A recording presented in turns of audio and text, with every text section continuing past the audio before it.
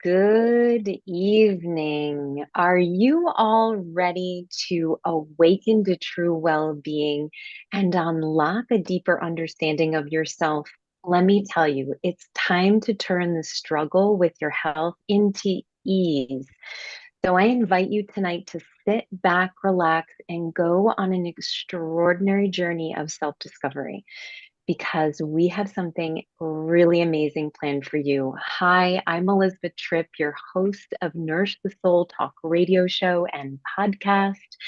And this is your opportunity to experience the wisdom that unfolds when you slow down and get present to our sacred body temples.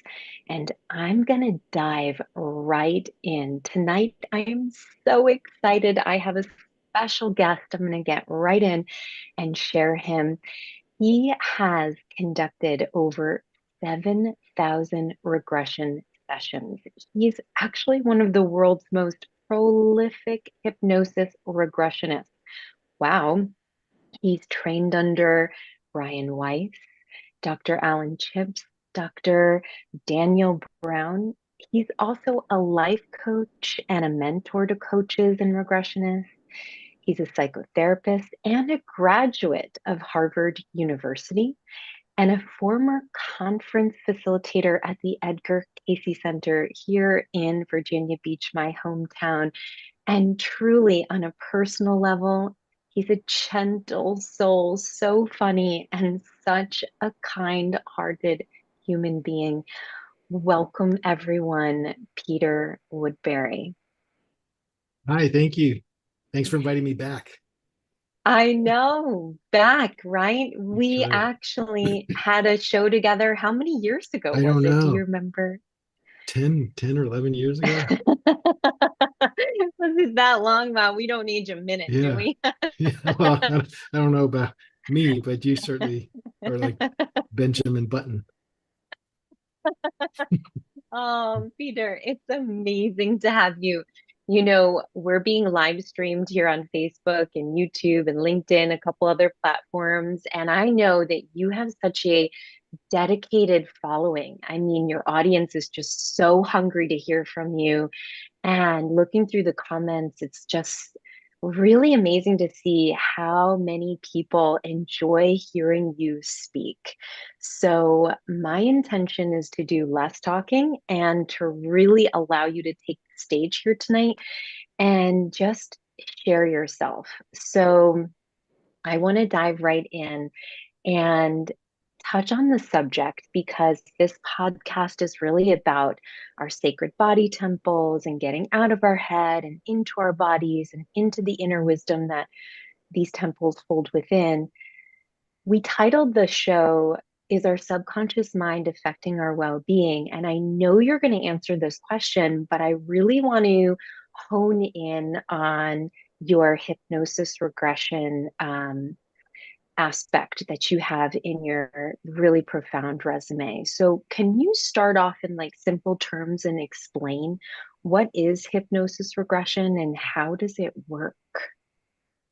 Well, it's I started off as a conventional psychotherapist doing talk therapy, and Yeah. most issues that people are struggling with are subconsciously motivated. Nobody ever wakes up in the morning planning to smoke 2 packs of cigarettes or Mm, planning to do anything self-abusive. They might wake up in the morning consciously determined to change that, but then by the end of the day, maybe they've slipped into those destructive behavior patterns. And so, talk therapy is very, very helpful. But I found that using hypnosis, because you're speaking to or you're reaching into the subconscious mind where most of people's struggles are. And so there you can mm, start to address really cause sort of issues. And then if you bring into it the belief in reincarnation in past lives, you start to see that a lot of our struggles that we have in this life that are very stubborn patterns that we deal with, they might have antecedents, not even just in one past life, but in multiple past lives. And I mm, find that it helps have a compassion for yourself that whatever issue you're struggling with, you may be 10 lifetimes of dealing with that same issue. So it might be very deeply ingrained and very deeply embedded. And then Mm, what I find with working with hypnosis is slowly moving away from being the director of the experience to being the follower of the experience. So mm, it's like everyone has a subconscious mind and everyone has a soul mind. And I mm, always say that the psyche or the soul, it wants to heal itself. It wants to help the person heal. But sometimes there's just not a connection. People don't have that connection or aren't listening to their subconscious mind. Maybe they're not paying attention to their dreams or other promptings that they get from the subconscious or the soul realm. And so mm, the type of regression that I practice is to take a person into their subconscious or soul realm and listen mm. and to follow. And I find that most of the time that process is very rich, that the psyche takes over and directs a very profound and very healing process for the person. Sometimes I have to direct, sometimes sometimes I used to think of it like going to a museum. Sometimes people like to Mm, have a guide that takes them to all the different rooms. And then some people yeah. like to go to a museum and self-explore it. And so as a beginner regressionist and hypnotist, I would be more the first. I would guide people. Then I learned Mm, to follow more. And I think it's a richer experience and it's more challenging. And I get lost all the time. Like I think it's actually a good thing because when you're lost, I'm no longer working off of any presumptions, that I have, and neither is the person. We're kind of in an exploration, but it's not. I see why when you begin, you want to hold on to something. So it takes a lot of trust to go into these yeah. experiences and get lost and then make your way out from it. But I've learned Mm, to I call it trusting the process. I do a lot of praying. I work with guides, and when I get a prompting, I follow it, and then more comes. And so that's the process I follow. I think that we all have a very rich subconscious soul realm that is eager to help us. And we just need to learn how to tap into it. And sometimes in one session, people get a kind of a breakthrough and can continue the process. They begin to have a conduit to that for mm, themselves. So I remember as a talk psychotherapist, I would see people once a week forever. And in this mm-hmm. model, I see people once. I wouldn't say they're cured, but they don't need to come once a week. I might see people 2 or 3 times over several years, but it's Yeah. more of a word of mouth business than it is repeat customers. Wow. That is so fascinating and so cool. And it goes along with, a couple of the deeper points that I kind of want to get into today because, you know, you speak about it being the soul realm. And I'm wondering, in your opinion, is the soul realm and the subconscious mind that we have, are they the same? Are they interchangeable? Because we do hear that in the hypnosis regression world, like particular ones like Dolores Cannon, she kind of hints at or states, it's one of the same, our soul and our subconscious. So I'm curious, what is your understanding of that? What's your opinion on that? Well, I guess to use like um, uh, an image, I think of, let's say, our hand, you know, and um, I think that as people, we're like fingers on this hand, but in life kind of cuts like this part off. So we just think Mm, of it as 4 separate fingers. But then in the subconscious, you go down and you see that, oh, we're all connected and we're one in the hand. And then you go mm, further and you go, we're one in a body. And so I think mm, that, the oneness, we as an individual finger go all the way to the connection to source or to God or to oneness. mm, And, you different psychologists have called it like the pre-conscious and then the subconscious and then the unconscious and then the collective unconscious. it's a little bit to me like the artificial boundaries. It's like going from the ocean to the mountain. It's a continuous landscape, but you know that there's different terrains along that path. And so I think Yeah. that sometimes you hypnosis or hypnotizability is a skill that develops with practice, just like meditation. So the first time Yeah. you meditate, you think you're wasting your time. But if you hang in there with it for 3 months, you'll start to feel that there's something going on. And if you continue even further, you can start to go deeper and deeper. So I think Mm.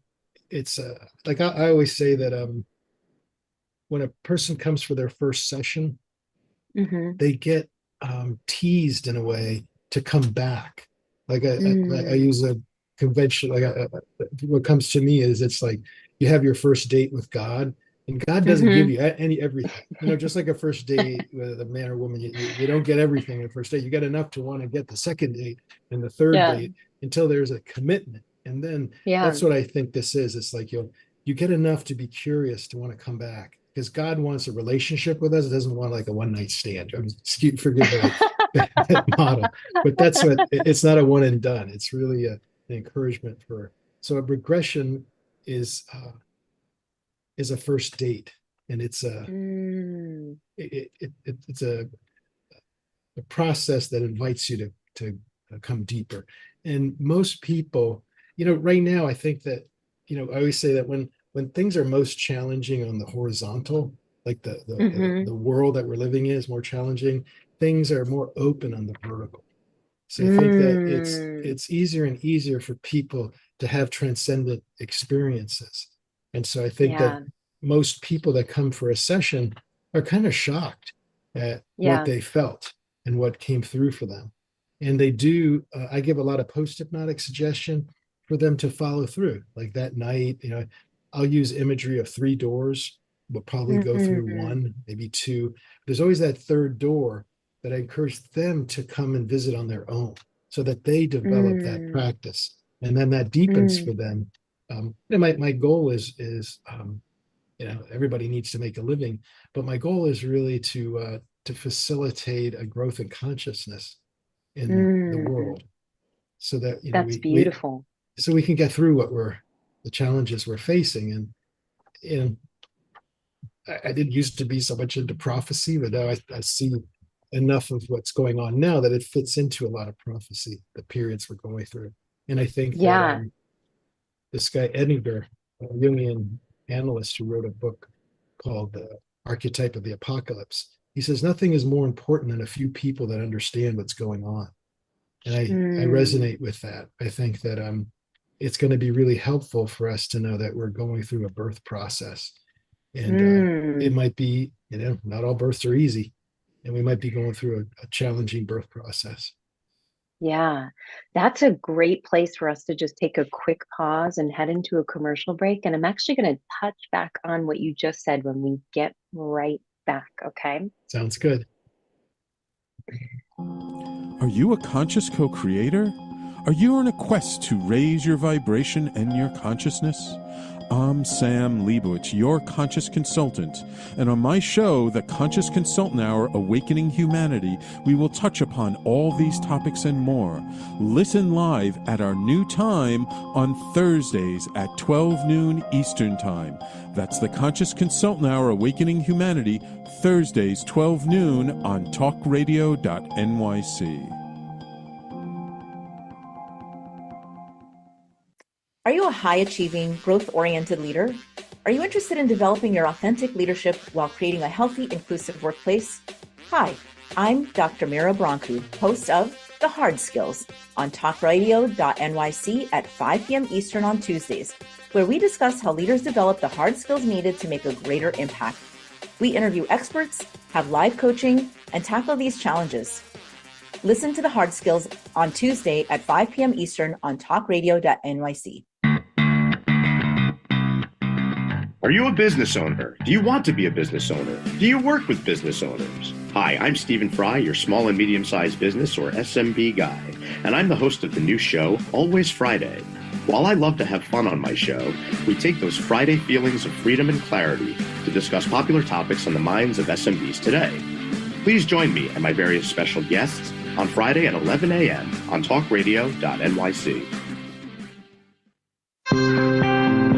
You're listening to Talk Radio NYC. Uplift, educate, empower.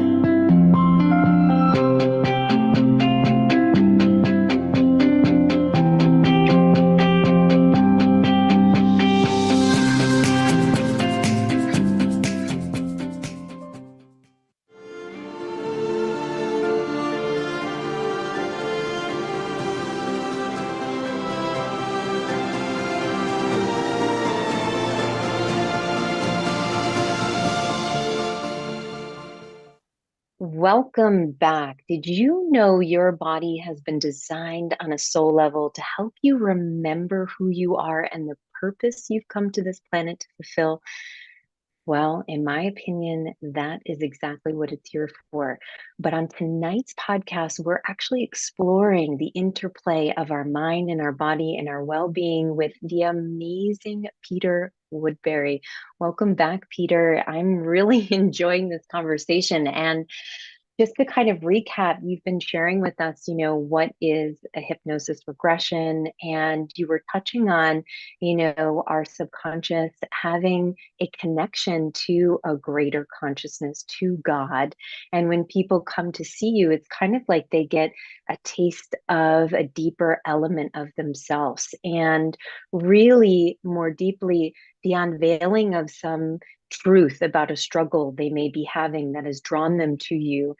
And you started to sort of open up and share how our world is going through a birthing process. So I'm curious, what do you mean by that? And what does that, have to do with hypnosis regression? Could you tell us more? Sure. So I think that there's a lot of different prophecies, like the Book of Revelation. Edgar Cayce talked about the Great Pyramid being a calendar and ending in 2038. Just like 2012, it doesn't mean the world ends, but there's something heightened going on, a transformation going on in this process. And then a number of other prophecy material, Hindu, Eastern, that just, the yugas, talking about what's going on in this time. And I think that humanity has a consciousness just like we all do. And we're all cells, just like we're all cells in the body of Christ. Our consciousness is cells in the consciousness of humankind. And just like someone can be enlightened and then someone can be egotistical, that consciousness participates in the consciousness of humankind. And so some of us are maybe a little more ahead of the curve of human consciousness, and was maybe behind the curve of that consciousness. But I think we've gone through cycles, just like maybe when you're young, it appears where you're self-centered. A child is naturally self-centered, and it takes an evolution to become compassionate and that sort of thing. And so I think there have been different cycles in our past where we're wrestling with the ego side and then with the soul side. And the Book of Revelation, I think, is really effective in talking about the Babylon as the representation of the ego, in that we're going through the period of the fall of Babylon. And Babylon has to fall in order for the New Jerusalem to rise up. And it's like the selfishness and greed kind of process that we're quite familiar with, we're living through. It has to end.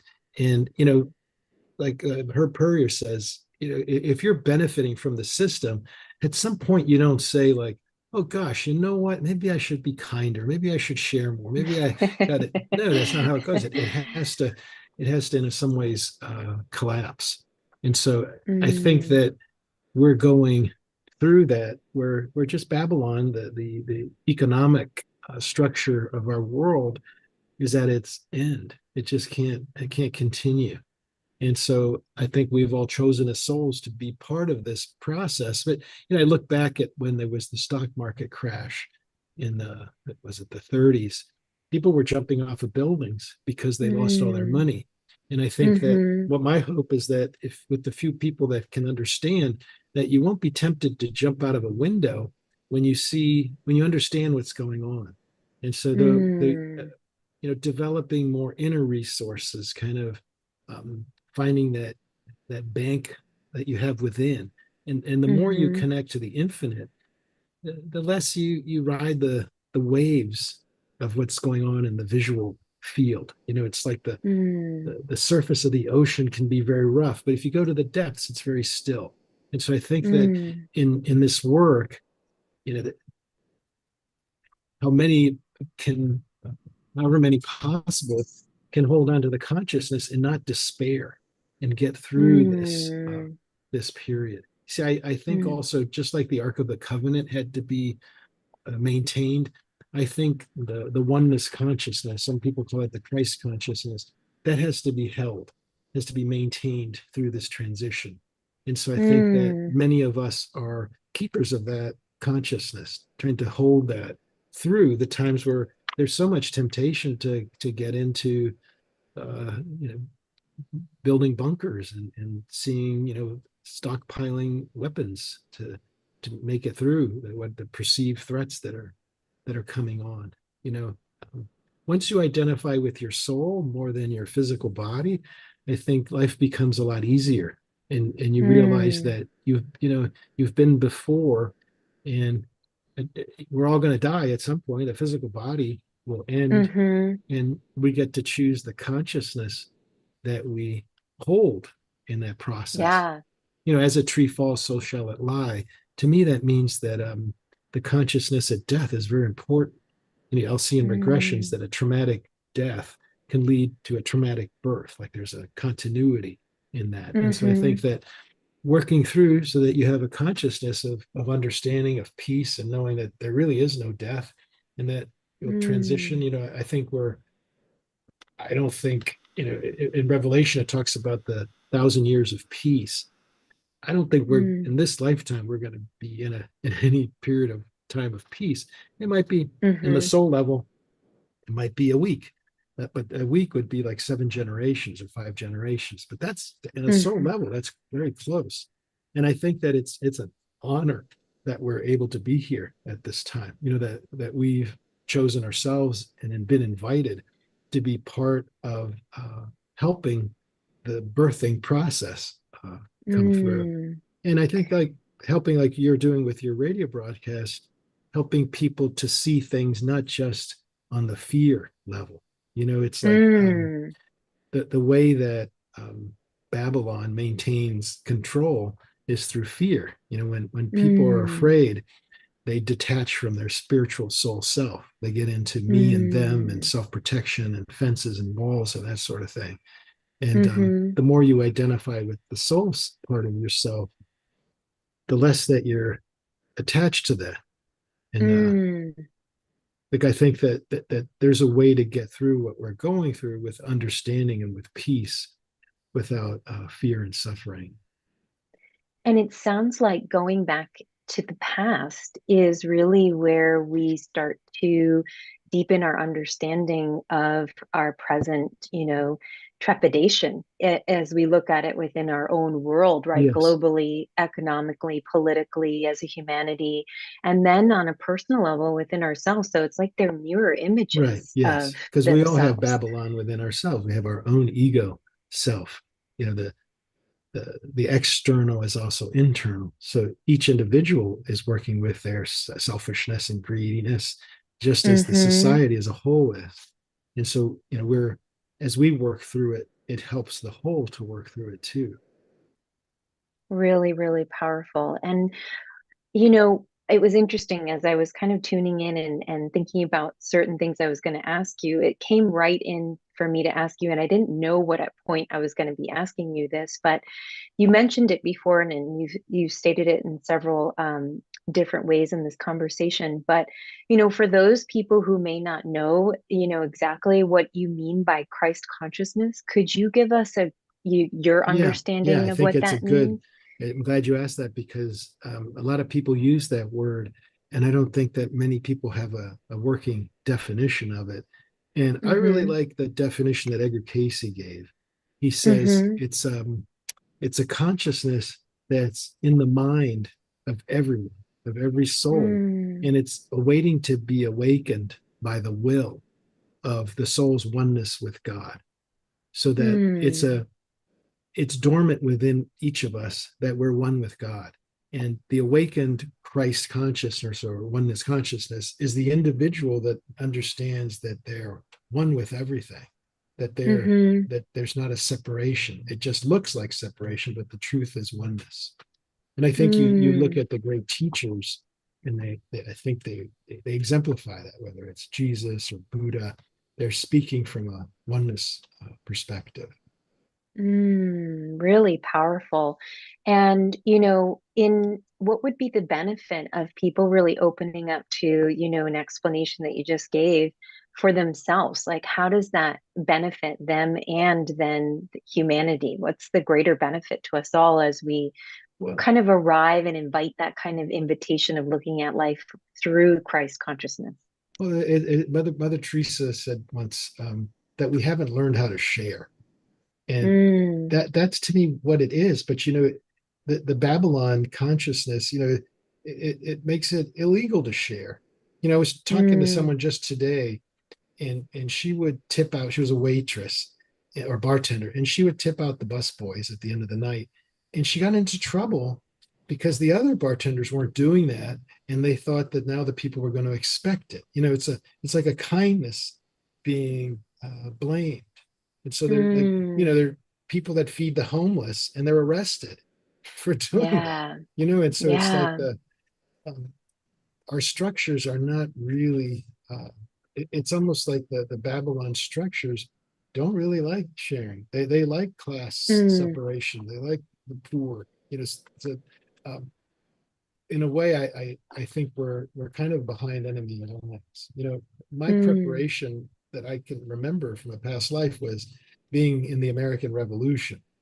And in the American mm-hmm, Revolution, we were trying to break free from the tyranny of the monarchy, the British monarchy, which was taxing us and wouldn't let us practice any freedom of religion. It was just a lot of oppression. And we had to sneak around and break free of that tyranny. At that time, it was a violent separation from England. But that's what has prepared me in a way. It's that the preparation to break free from something oppressive. And so I think that this, mm, like there was the American Revolution breaking free of England. It's like the mm-hmm, spiritual revolution is breaking free from just a lot of oppression. Now God is even marketed. It's God Inc. Every mm, religion mm, says that their God's the best God, and you can't get to mm, heaven without their God. That's the tyranny. We have to get to a place mm, where it's like we we see more of the oneness of our relationship to God rather than factionalism and those sorts of things. So um, I think though that right now oneness beliefs and teachings are dangerous. They go mm. against the marketing um, Babylon business structures. Like I don't know if you know Charles Eisenstein.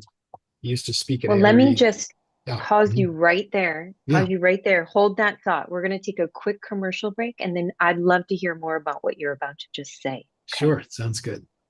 Thank you. Hey everybody, it's Tommy D, the nonprofit sector connector, coming at you from my attic. Each week here on talkradio.nyc, I host a program, Philanthropy in Focus. Nonprofits impact us each and every day, and it's my focus to help them amplify their message and tell their story. Listen each week at 10 a.m. Eastern Standard Time until 11 a.m. Eastern Standard Time, right here on talkradio.nyc. Were you an essential worker during the pandemic? If you needed to learn stages of epilepsy, did you depend on advocates? Did you use new innovations to cope with mental and neurological issues? Maintaining high quality of life and keeping good mental health are what we all strive for. I'm Frank R. Harrison, host of Frank About Health, and each week top healthcare influencers, professionals, and innovators answer these questions and more. Stay tuned on Thursdays at 5 p.m. on talkradio.nyc, and I will continue to be frank about health with all of you. Are you a business owner? Do you want to be a business owner? Do you work with business owners? Hi, I'm Stephen Fry, your small and medium-sized business or SMB guy, and I'm the host of the new show, Always Friday. While I love to have fun on my show, we take those Friday feelings of freedom and clarity to discuss popular topics on the minds of SMBs today. Please join me and my various special guests on Friday at 11 a.m. on talkradio.nyc. You're listening to Talk Radio NYC at www.talkradio.nyc. Now broadcasting 24 hours a day.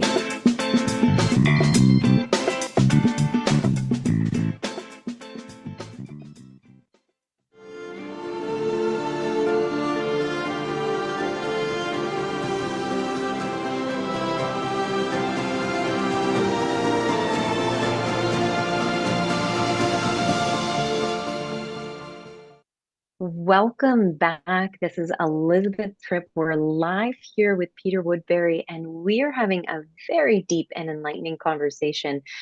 We're talking about hypnosis, regression, and we've expanded into this discussion about Christ consciousness, one consciousness. And Peter, you were just sharing an interesting point of view about it, possibly in the world in which we know of spirituality being something that can create almost division. Is that what you were saying or touching on?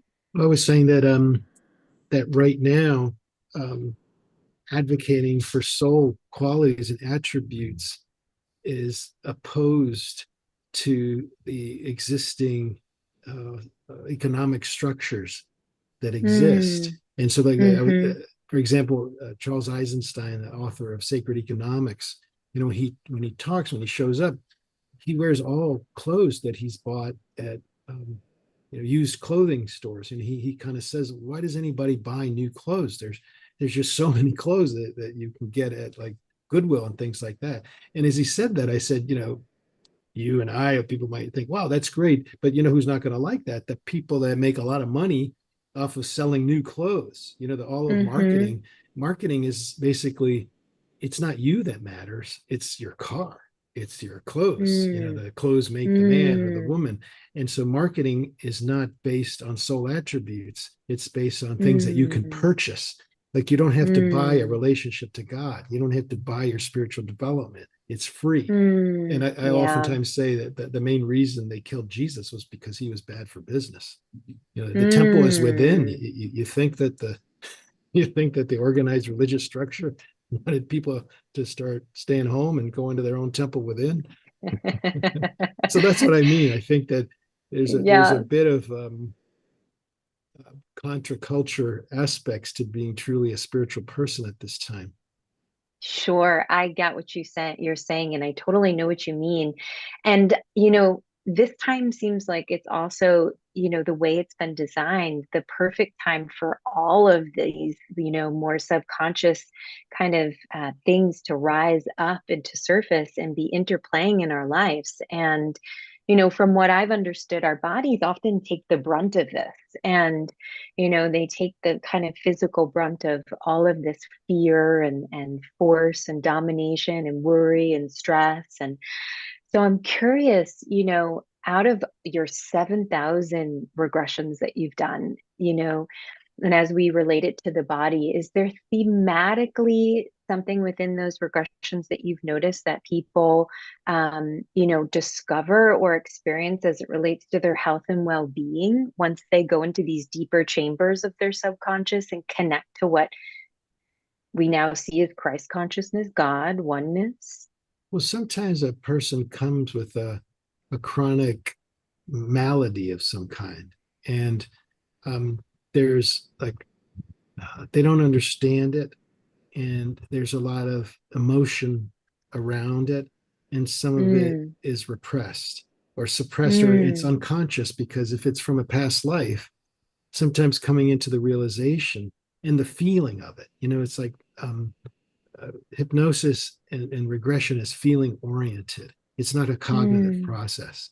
And so there's a lot of crying, there's a lot of releasing of emotion, and that's healing in and of itself. Again, in Revelation, it talks about how the spiritual path is emotional. Like you got to do a lot of crying there's a lot to feel in this world. And it talks about how your body is equipped to deal with the expression of emotion. It's just not equipped to deal with the repression of emotion. And so Yeah.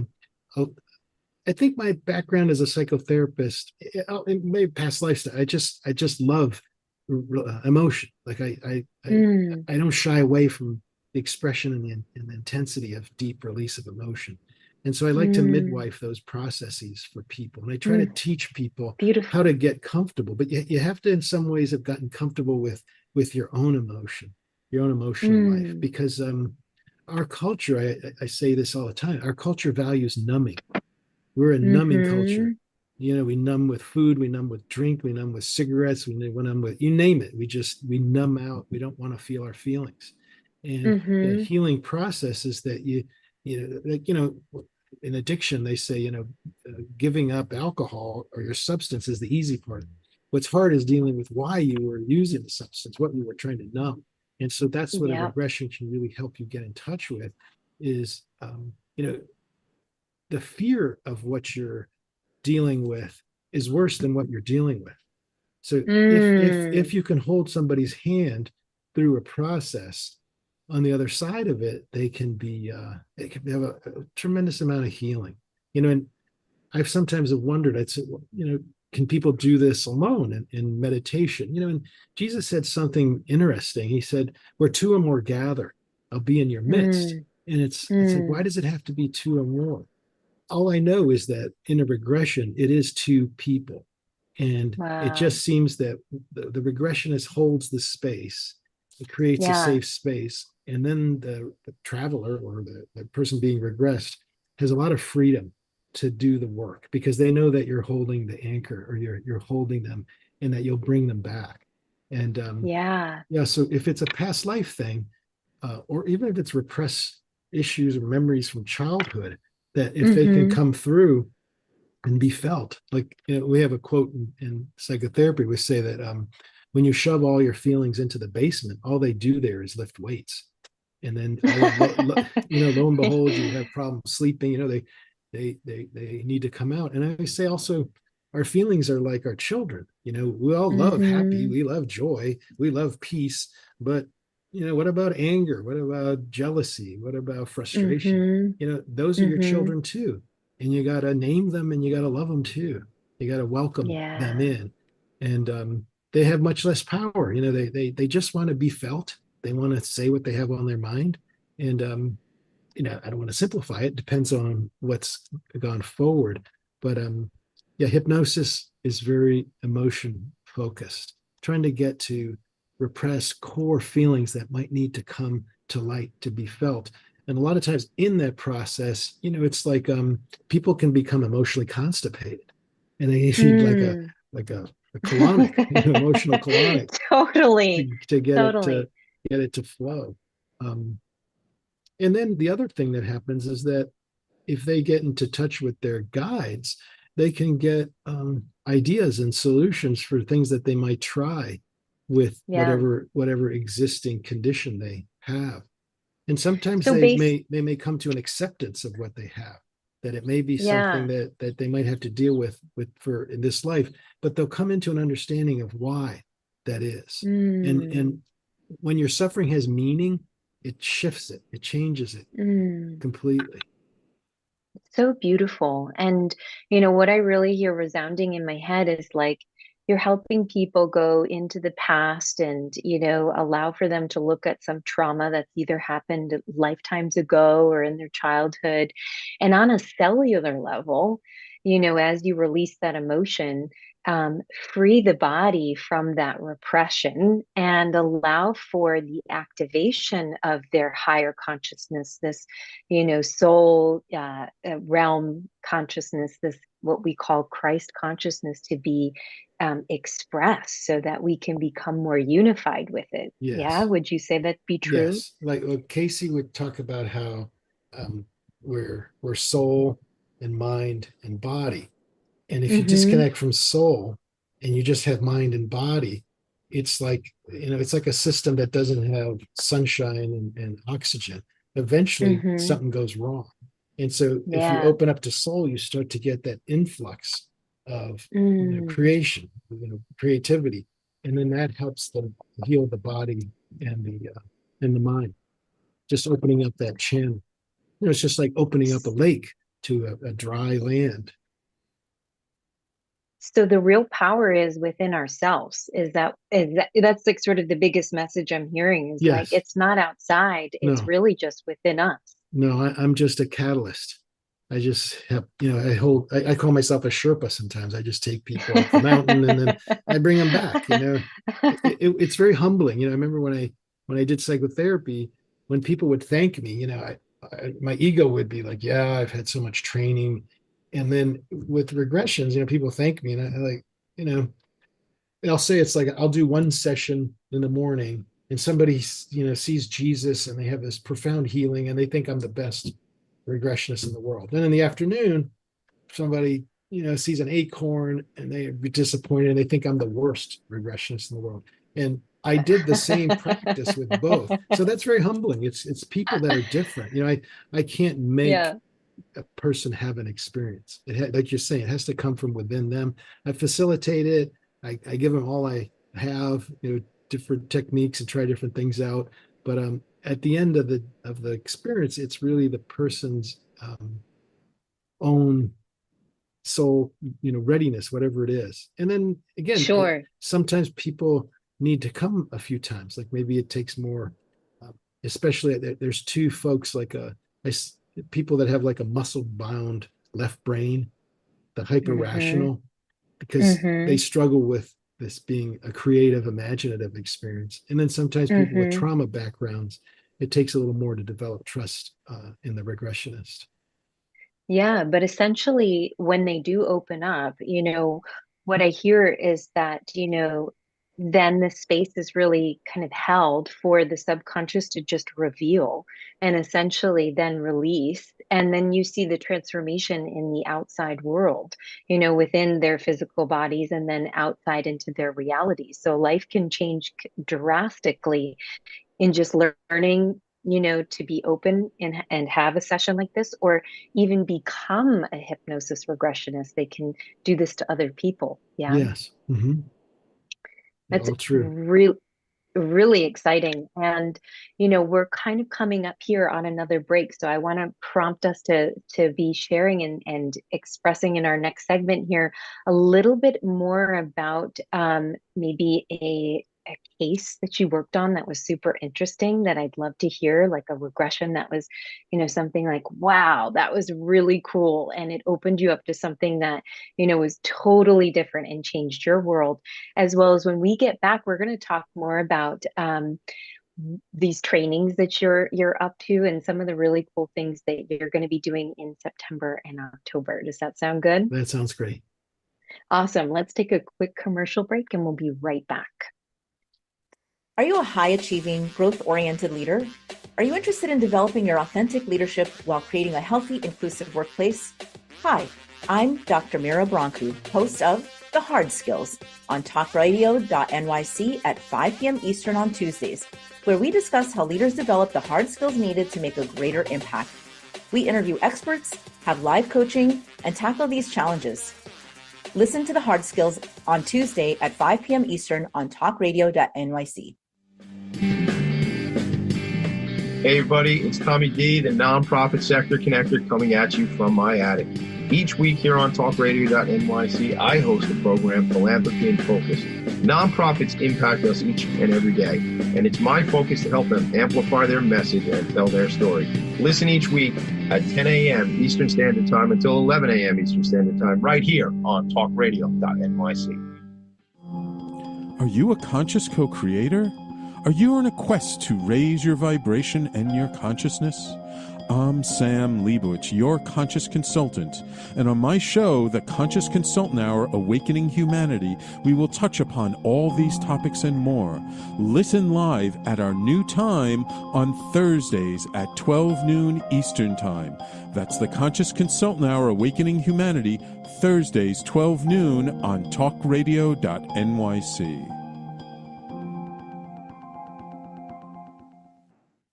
You're listening to Talk Radio NYC at www.talkradio.nyc. Now broadcasting 24 hours a day.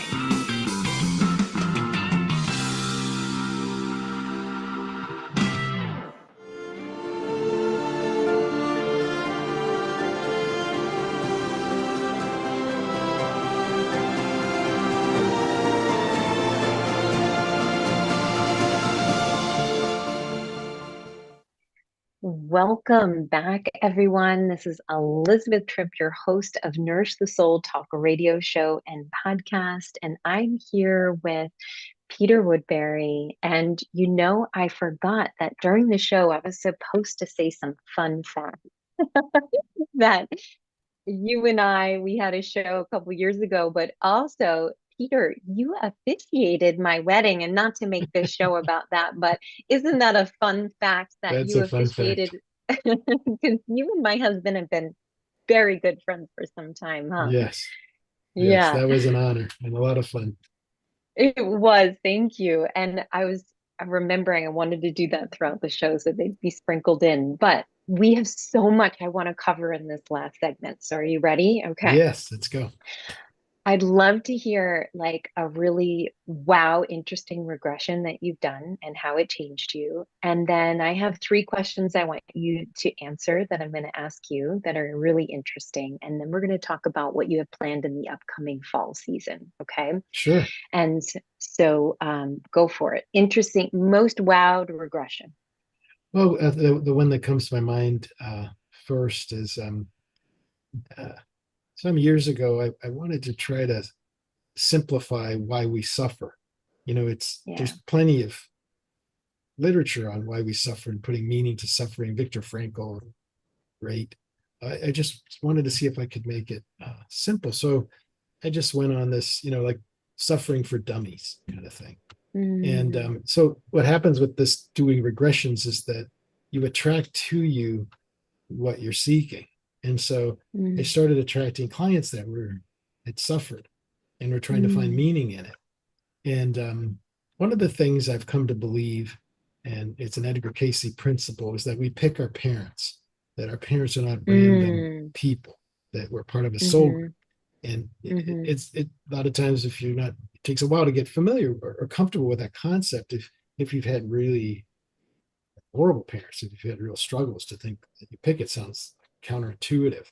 And so I bring this up in talks often, and 2 women came up to me and said they'd like a session with me because they have no idea why they picked their parents. And they were kind of similar stories. One woman came because her mother was mentally ill, and she didn't have a father, and she basically had to caretake for her mother.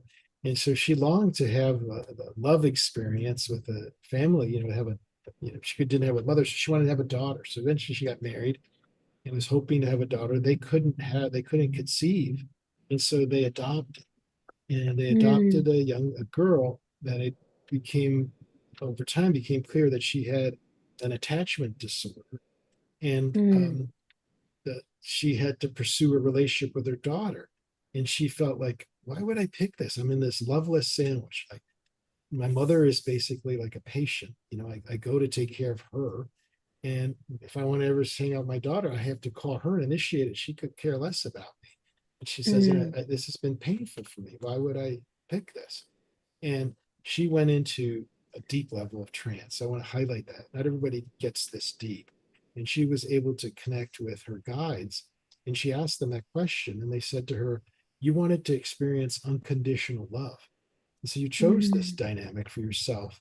And what a great job you've done. What a fantastic learning. You're giving love to these 2 people that just really aren't capable of giving it back to you. And the look on her face, like 65 years of not understanding and then processing that. And it was basically turning something that she thought was a curse into the soul choice blessing that she had undergone. And there's something when you contact the guides, they're just so loving. We're here on earth we just think that we lose track of ourselves here on earth. And Mm-hmm. to the unseen realms, we're like heroes. The fact that we've Mm-hmm. chosen to come into this place, it's not a top destination for souls. It's a place where you come in to roll up your sleeve and do some deep growth and learning. And so Mm-hmm. that experience with guides is pretty consistent, that they're very admiring and putting things. So that just the other woman got a similar kind of message about why she had picked her Yeah. paths. So that's one that comes to mind. I remember early on, a man came to me because he had intermittent laryngitis, just like Edgar Cayce said. He Mm-hmm. wanted to see could hypnosis help him, and he went into pretty good trance. And he came to the first door. He saw a man with a spear, and I was Mm-hmm. like, I said, "Oh my God, that can't be good. Let's skip door one. Let's go to door number two. Door number two, the guy with the spear again." And I'm like, okay, I hope door number three. Let's see, because back then when I first started, I thought it's supposed to be rainbows and unicorns and Mm-hmm. God energy, not men with spears. The third door, Yeah. guy with a spear. So I was like, okay, I don't know what to do here. So I said, just imagine there's a chair, visualize a chair, have a seat and just see what comes to you. He's quiet for a while and he says, oh, he says, in a past life, this guy speared me in the throat. And I died with such anger that it's lodged in cellularly to my throat. But he said, Wow. what they're showing me is why the guy did it. I had it coming. Yep. And then what I learned from it, that it was Yep. actually a constructive experience. And he said, now they want me to relive the death in peace, not with anger. So he went through the Wow. death. He got the spear in the throat. And he's like, forgive you. I love you. And Wow. he came out of it, and he's never had that laryngitis again. And so that was one of the first times Wow. I learned to follow rather than lead. That the soul, like I was trying Yeah. to get him to different doors, and then it was like, no, he's got to deal with this guy with the spear.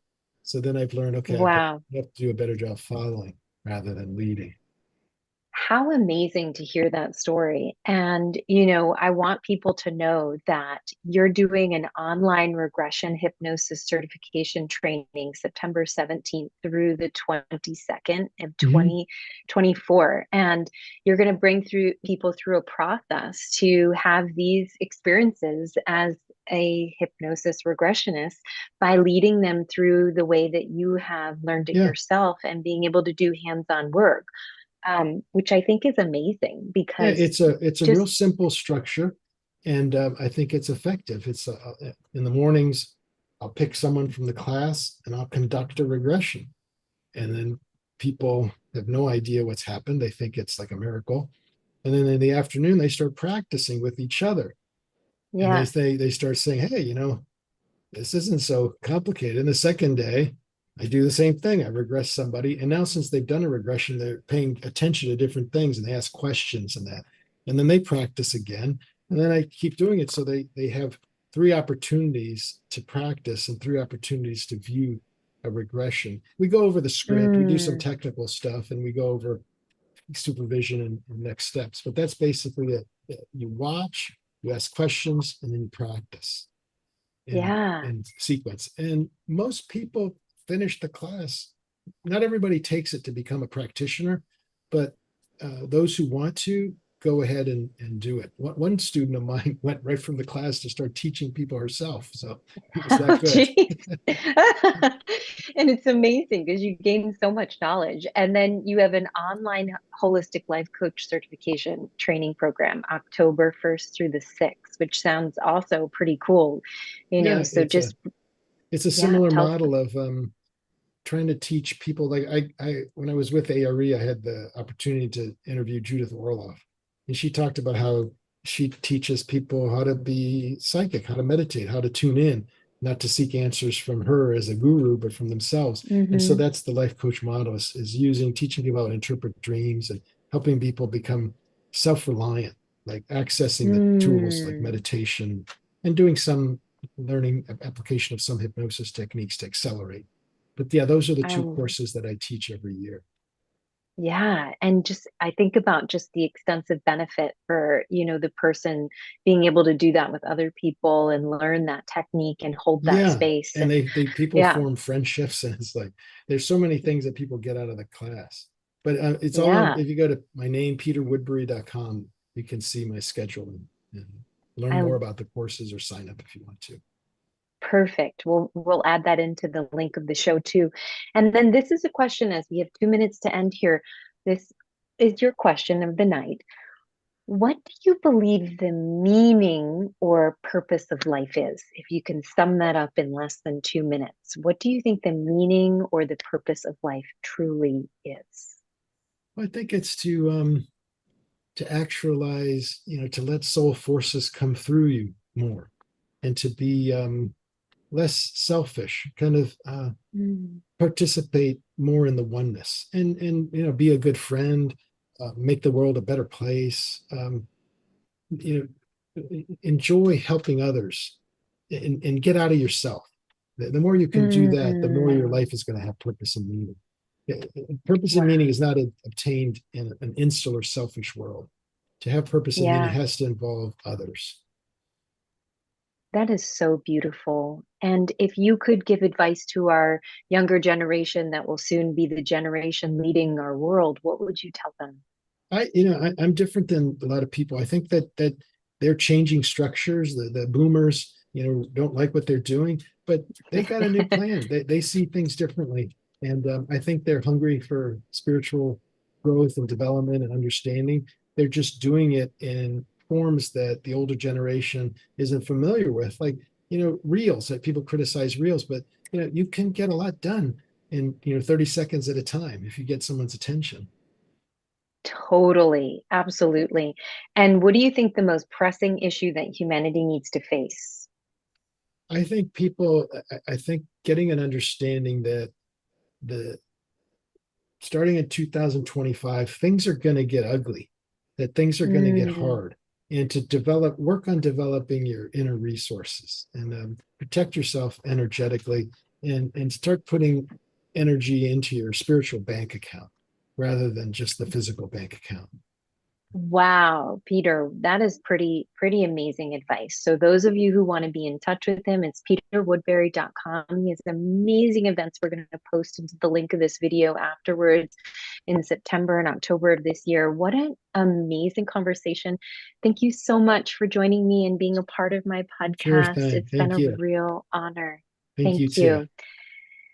So, guys, that's the wrap for tonight. Thank you all, and namaste until we see you next week. Thank you.